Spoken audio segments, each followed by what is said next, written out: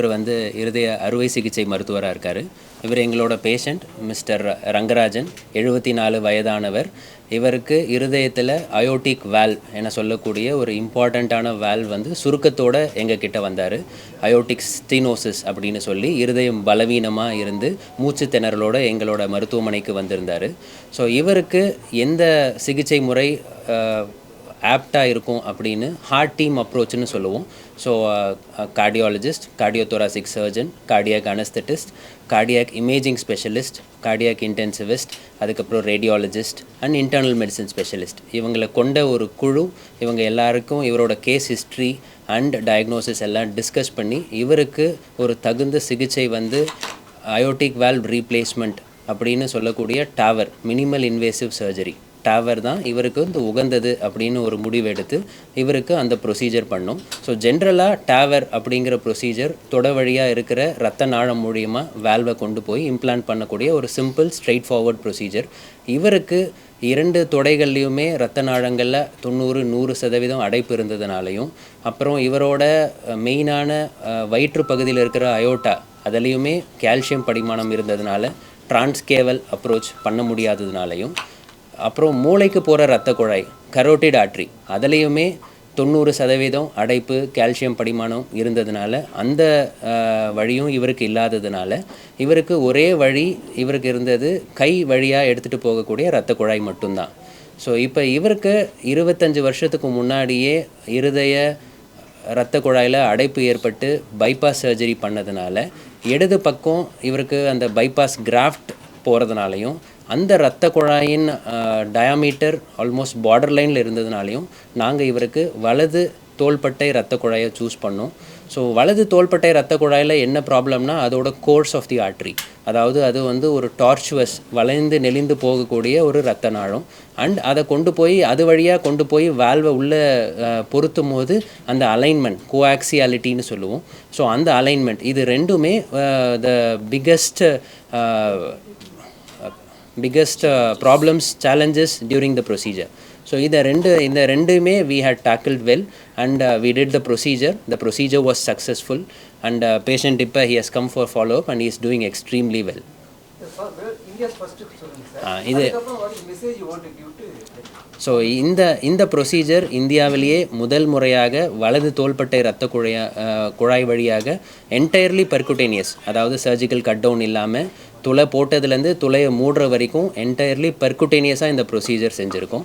So ஒரு வழி மூடப்பட்டால் இன்னொரு வழி திறக்கும் மெடிசனில். So when there is no access we create an access to enter into the heart. So இந்த மாதிரி ஹை ரிஸ்க் பேஷண்ட்ஸ்க்கு இந்த மாதிரி ஒரு நவீன சிகிச்சை முறை nowadays it is possible.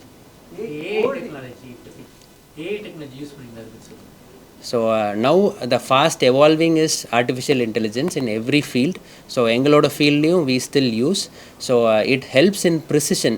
So இவரோட ப்ரீ ப்ரொசீஜர் பிளானிங், ஸோ இவரோட காம்ப்ளிகேஷன் ப்ரெடிக்ஷன், அதுக்கப்புறம் விர்ச்சுவல் டேவர்னு சொல்லக்கூடிய இவரோட ப்ரொசீஜரை சிமுலேட் பண்ணி என்னெல்லாம் ப்ராப்ளம்ஸ் வரலாம் அப்படின்னு பார்த்து இவருக்கு வந்து it was helpful in planning the and execution of the procedure. Generally old ஏஜில் தான் பண்ணுவோம். ஸோ இந்தியாவிலேயே ஏன் பண்ணலை அப்படின்னா generally when there are safer alternative routes, nobody will choose this route to do this procedure. So the easiest way வந்து தொட வழியா பண்றது. ஸோ அந்த மாதிரி அந்த ரத்த குழாயெல்லாம் நல்லா இருக்கும்போது nobody will take this right ரத்த குழாய் எடுத்து பண்ண மாட்டாங்க. ஸோ இவருக்கு வேற எந்த ஆப்ஷனுமே இல்லாததுனால we are forced to do right in India. Yes sir.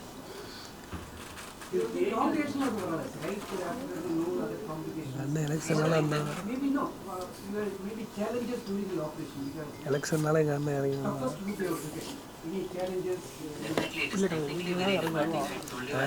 shown the artery also, so it's a very tortuous course. So அது வழியா ஒரு 23 or 26 இவருக்கு போட்டது 23 millimeters அதை எடுத்துட்டு போறது, delivery system, manipulation, definitely it is very technically challenging. Local imported ones. Yes, this was an imported one. So see, this is a recently innovated procedure. We have data for the last 15 years. So 15 years the patients have been doing well. Yes. நோயினாலையா? So இது வந்து ஒரு disease of voltage. வயசு ஆக ஆக வர ஒரு நோய் தான் இது. So the problem with this diseases, இது வந்து ரொம்ப slowly progressive. So slowly progressive until it becomes very critical. So patient do not experience very drastic symptoms. So இப்போ நார்மலாக அயோட்டிக் வால்வோட சர்ஃபேஸ் ஏரியா அப்படின்னு பார்த்தா ஒரு 4 சென்டிமீட்டர் ஸ்கொயர் இருக்கணும். இவருக்கு when he presented அவருக்கு வந்து 0.6 சென்டிமீட்டர் ஸ்கொயர் தான் இருக்கும். So it has become very critical. 1 centimetre கீழே இருந்துச்சுன்னா நம்ம கிரிட்டிக்கல்னு சொல்லுவோம். ஸோ இப்போ 1.5 2 இல்லை அந்த மாதிரி ப்ராக்ரெஷனில் எந்த சிம்டம்ஸுமே தெரியாது. ஓல்டேஜில் we are not very active. அவங்க ஓட போகிறதில்ல, ஹில் கிளைம் பண்ண போகிறதில்ல. ஸோ அந்த சிம்டம்ஸ் எல்லாம் அண்டர் பிளே ஆகும். So generally when it becomes critical, அவங்களால மாடிப்படி ஏறினா மூச்சு வாங்குறது, நெஞ்சு வலி வர்றது, தலை சுத்தல் இருக்கிறது. ஸோ எக்ஸர்ஷன், அதாவது எப்பெல்லாம் நடக்கிறாங்களோ அப்போல்லாம் இந்த மாதிரி எக்ஸசிவ் டயர்ட்னஸ், ஸோ இந்த சிம்டம்ஸ் எல்லாம் இருந்துச்சுன்னா தென் ஆப்வியஸ்லி ஒரு சிம்பிள் கிளினிக்கல் எக்ஸாமினேஷன் நம்ம ஸ்டெத்தஸ்கோப் வச்சு ஆஸ்கல்டேட் பண்ணாலே இதை சஸ்பெக்ட் பண்ணலாம்.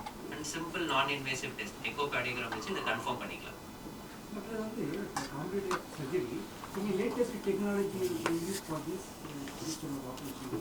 Obviously, I don't know. So, இது வந்து the more important, 60% of the work is pre-procedure.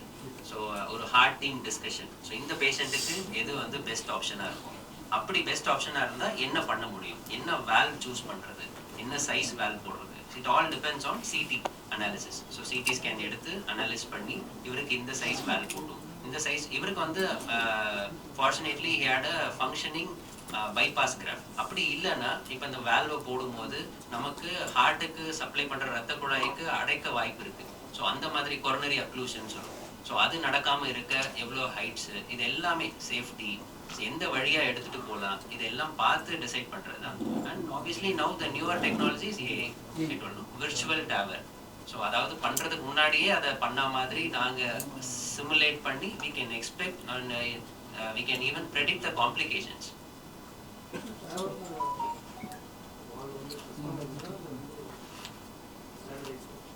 So we have standardized sizes available, sir, starting from 20 millimeter till 30, 31 or 35 is the largest, I suppose.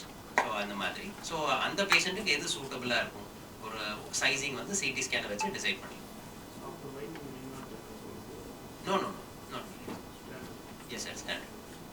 Calcium வந்து ஏன் அதிகமாக படிக்குது, என்ன காரணம்?